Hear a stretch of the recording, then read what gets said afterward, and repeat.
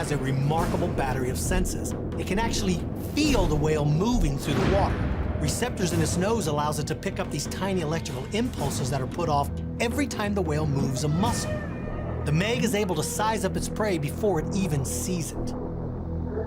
The Megalodon's skin was covered with tiny taste buds called denticles. These allowed it to taste through its skin, which helped it more easily find and identify its prey. The coloration of Megalodon was ideal for his hunting methods. His skin was darker on the top and lighter on the bottom. What this meant is if you were above the Megalodon looking down, you couldn't really see him. And if you were beneath the Megalodon looking up, you wouldn't be able to see him. His favorite hunting tactic is to come from below and behind his potential prey. As the Meg closes in on the whale, he descends in order to surprise him from below. When he's just below the pack, he changes direction and picks up speed as he turns upward. The jaws of a Megalodon are very similar to the jaws of a great white. There were row upon row of teeth. The teeth located in the very front part were designed for grabbing the prey. The teeth behind were much more sharp and therefore were better designed for slicing. With sudden fury, Megalodon strikes. When it opens its mouth, the jaws literally come out of the mouth, and those serrated teeth, both up and down, would have acted like a giant meat slicer. Rolling its eyes backwards and closing a protective covering over them allows Megalodon to move in close without risking eye injury.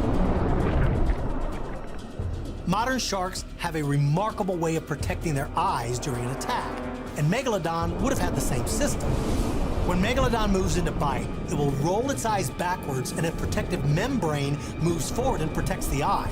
But with its other senses in high gear, sight really isn't necessary once it targets its prey. Experts have discovered broken Megalodon teeth embedded in hundreds of whale bones found all over the world, attesting to the fearlessness of this vicious hunter. He targets the tail because that's the whale's only means of locomotion. That part of the body is very thin, and he bites deep into the vertebrae.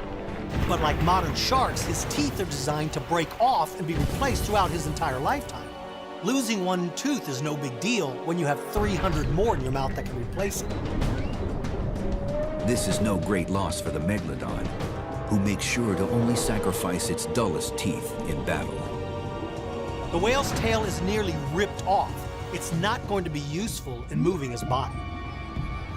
The Brigmophyseter uses its flipper to steer.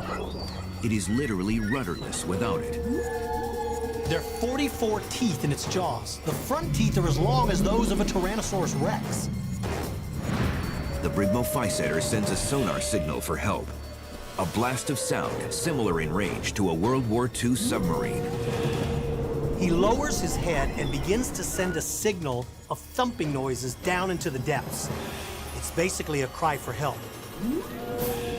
Like the active sonar used by submarines, the whale emits sound waves that bounce back when hitting a solid object. This sets coordinates for both sender and receiver. The advanced mammalian brain of the Brigmophyseter enables it to listen for a distress call while still engaged in hunting.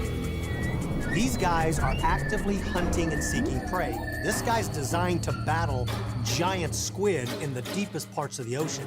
He can handle his own. Super sensitive organs in the skull and jaw read the vibrations, creating a sound map.